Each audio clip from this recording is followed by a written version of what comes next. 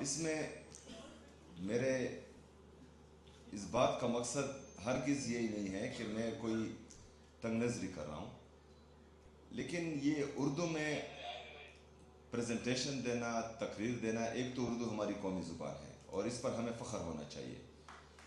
دوسری بات کہ جہاں پر میں کنوکیشن میں جاتا ہوں وہاں ہماری اسٹوڈنٹس کی فیملیز ہوتی ہیں، تو ان میں سے اکثر ایک تو خیبر پختونخوا بدقسمتی سے 78 سال سے عموماً اور خصوصاً 20 سال سے دہشت زدہ بھی ہے، یہاں پر دہشت گردی بھی ہے، یہاں پر باقی معاملات بھی خراب چل رہے ہوتے ہیں۔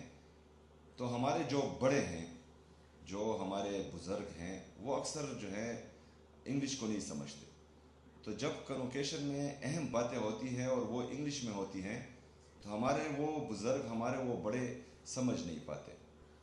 دوسرا، ہمارا جو گورنمنٹ سکولز، کالجز، یونیورسٹیز ہیں، ان میں اکثر ہمارے اسٹوڈنٹس کی انگلش اچھی نہیں ہوتی، تو یہ بالکل سٹینڈرڈ ہے ہی نہیں کہ مطلب جس کی انگلش اچھی ہو وہ قابل بھی ہوگا اور وہ کامیاب بھی ہوگا۔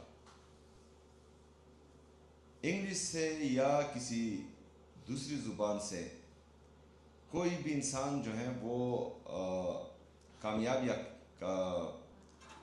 ناکامیاب نہیں ہوتا، یا قابل آپ اس کو نہیں کہہ سکتے۔ اس کے جو سکلز ہوتے ہیں، اس کی جو ایبیلٹیز ہوتی ہیں، اور عمران خان صاحب کہتے ہیں کہ جس کا جتنا بڑا خواب ہوتا ہے وہ اتنا جو ہے بڑا انسان بنتا ہے، قابل انسان بنتا ہے۔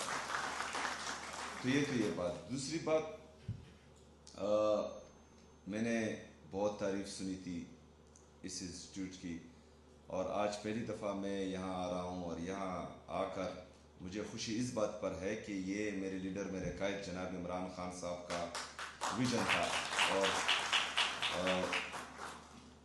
مجھے خوشی ہوئی ہے کہ یہ بہترین انداز میں چل رہا ہے، اور جس طرح میرے لیڈر کا ویژن تھا الحمدللہ اس کے مطابق چل رہا ہے۔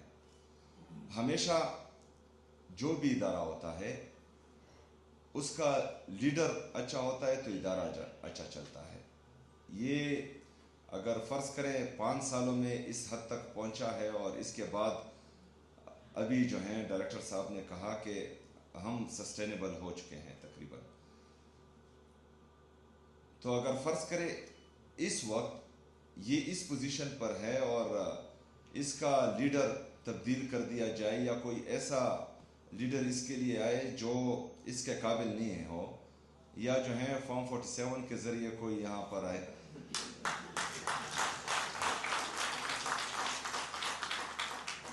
تو وہ ادارہ پھر خراب ہو جاتا ہے۔ ابھی پاکستان کی اگزامپل آپ دیکھیں کہ اچھا بلا چل رہا تھا، 2018 میں عوام نے عمران خان صاحب کو ووٹ دیا، ایک جمہوری حکومت بنی، جمہوری طریقے سے جو ہے میرا قائد، میرا لیڈر جناب عمران خان صاحب پاکستان کا وزیر اعظم بنا۔ پھر لندن پلان کے تحت بند کمروں میں فیصلہ کیا گیا کہ نہیں، اس کو چینج ہونا چاہیے، حالانکہ جب عمران خان صاحب کو ریجیم چینج آپریشن کے ذریعے اس کرسی سے اتارا جا رہا تھا تو ہماری پاکستان کی جی ڈی پی گروتھ وہ 6.1% تھی۔ آج آپ کی G D P growth, Pakistan کی جی ڈی پی گروتھ جو ہے 2.6 سے 3% کے درمیان اوپر نیچے ہو رہی ہے۔ ہمارا جو نوجوان طبقہ ہے، بے روزگاری اس حد تک آ چکی ہے کہ آج اگر اعلان کرے کہ پاکستان چھوڑنے کے لیے کون کون تیار ہے، اگر میں اس حال میں پوچھوں تو تقریباً آدھے سے زیادہ حال جو ہیں یہاں پر ہاتھ کھڑے کر دیں۔ اس کا مطلب یہ نہیں ہے کہ پاکستان سے لوگ نفرت کرتے ہیں، اس کا مطلب یہ ہے کہ یہاں پر روزگار کے مواقع نہیں ہیں، اور نتیجہ کیا اس کا جو ہے بیک گراؤنڈ کیا ہے؟ بیک گراؤنڈ یہ ہے کہ بند کمروں کے فیصلے ہوتے ہیں، اور جن کا جو کام نہیں ہوتا وہی کرتے ہیں، تو اس سے جو ہے پھر ملک کو بھی نقصان ہوتا ہے اور اداروں کو بھی نقصان ہوتا ہے۔ آج یہاں پر جتنے بھی ہمارے خیبر پختونخوا کے اور خاص کر مرج اضلاع کے جو ابھی اس وقت بہت سخت حالات میں ہیں، اور یہ حالات ہم پر بنائے گئے ہیں، بدقسمتی سے میں یہ بات हर जगह करता हूँ, और ये नौजवानों, मेरी बहनों और भाइयों को पता होना चाहिए, ये आपके जहन में होना चाहिए कि एक माइंड सेट है पाकिस्तान में जो नहीं चाहता कि पख्तून तरक्की करे, जो नहीं चाहता कि पख्तून लिखे पढ़े, क्योंकि उस माइंड सेट ने हमारे निसाब में, तालीम के निसाब में हमेशा हमें बे से बंदूकी सिखाया है, हमें काफ से कलम किसी ने नहीं सिखाया। ये क्यों? हमें कहा जाता था बचपन से कि पख्तून दलेर है, पख्तून बहादुर है, और अगर तुमने पाकिस्तान को मेली आंख से देखा तो हमारे पख्तून भाई हैं, अगर किसी ने हमला किया तो हमारे पख्तून भाई हैं।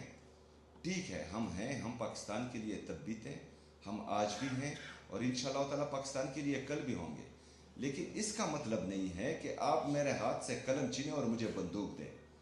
बंदूक की जब ज़रूरत होगी तो इंशाअल्लाह ताला अपनी फौज से पहले हम अपना वो बंदूक उठाएंगे और दुश्मन का मुकाबला करेंगे। लेकिन इस वक्त जो है मुझे ज़रूरत है कलम की, क्योंकि दुनिया चांद पर पहुंच गई है, और अभी भी हम जो है अमन की भीख मांग रहे हैं, और अपनी रियासत पाकिस्तान से, क्योंकि यहाँ पर 2018 से 2022 तक हमने देखा अमन था, क्योंकि एक लीडर आया था जिसका नज़रिया था, जिसकी सोच थी, जिसका विजन था, जो अपने लोगों के लिए, अपने मुल्क के लिए कुछ करना चाह रहा था, जो पख्तूनों को भी इस पाकिस्तान का हिस्सा समझता था, जो हमारे कबाइलों का दर्द और एहसास रखता था। आपने तिरा के हालात देखे, वहाँ से जो इस बर्फबारी में लोग दर बदर हो रहे हैं, सड़कों पर जो है इन ठंडी रातों में रातें गुजार रहे हैं, ये क्या वजह है? वो अपने घरों में खुश थे, लेकिन बंद कमरों में फैसला किया गया कि नहीं, यहाँ पर जो है मिलिट्री ऑपरेशन होगा। मिलिट्री ऑपरेशन किसी भी मसले का हल नहीं है, और ये सिर्फ पाकिस्तान तहरीक इंसाफ नहीं कहती, ये खैबर पख्तूनख्वा की तमाम सियासी मजहबी जमातें, हर मकतबा फ़िक्र के लोग, सबका मौक़िफ़ यही है कि मिलिट्री ऑपरेशन किसी मसले का हल नहीं है। अच्छा, मुस्तकिल और पायदार अमन हमारे सूबे के लिए भी ज़रूरी है, हमारे पाकिस्तान के लिए भी ज़रूरी है। आएगा कैसे? आएगा ऐसे कि आपने तमाम लोगों को, आपने इन सब को बिठाकर एक जामे पॉलिसी बनानी होगी जो बार बार किसी के आने जाने से चेंज नहीं हो। ये सारी बातें मैं आपको कर रहा हूँ, तो बाद में मैं आता हूँ कि क्यों कर रहा हूँ। लेकिन यहाँ मसला क्या है? यहाँ मसला ये है कि कुछ लोग बंद कमरों में बैठते हैं और कहते हैं कि हम अक्ल कुल हैं। वो तो अक्ल कुल वैसे भी नहीं है, जो उनको मशवरे देते हैं, जो उनके एडवाइज़र हैं, वो भी इंतहाई बेवकूफ़ है, क्योंकि इनको जो मशवरा देता है वो इनके उलट हो जाता है, और जो है इनकी बदनामी होती है, और पाकिस्तान जो है वो दलदल में फंसता जा रहा है। अभी यहाँ पर जो ये सारी कहानी मैंने आपको सुनाई, तो अगर मैं अपने लोगों को तालीम देना चाहूँ, सेहत देना चाहूँ, यहाँ पर इंफ्रास्ट्रक्चर डेवलप करना चाहूँ, यहाँ पर जो है इंडस्ट्रीज लगाना चाहूँ, यहाँ पर इन्वेस्टर्स को लाना चाहूँ, इन सब के लिए अमन ज़रूरी है। लेकिन अमन हमें नहीं दिया जा रहा। क्यों? इसका आपको भी पता है और इसका मुझे भी पता है कि एक माइंड सेट, और उस माइंड सेट को इंशाअल्लाह ताला आप सबकी मदद से आपका ये भाई शिकस्त देगा इंशाअल्लाह ताला। मैं आपसे वादा करता हूं।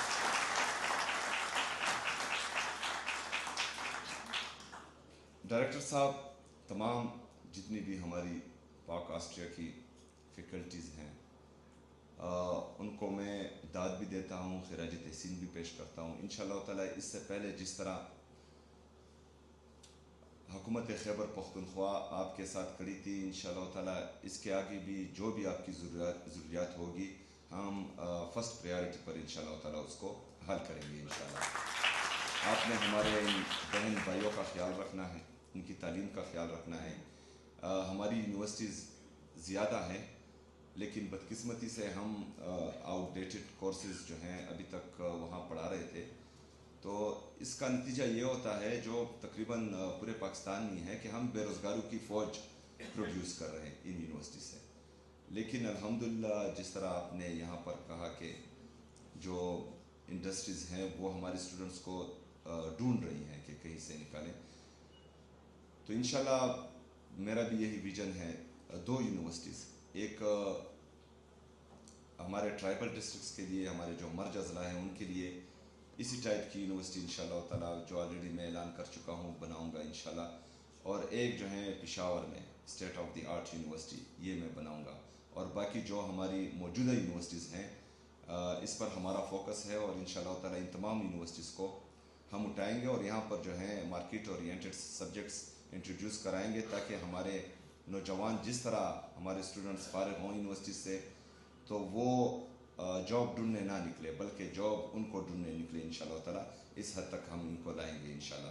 بہت شکریہ, بہت مہربانی. وما علینا الا البلاغ.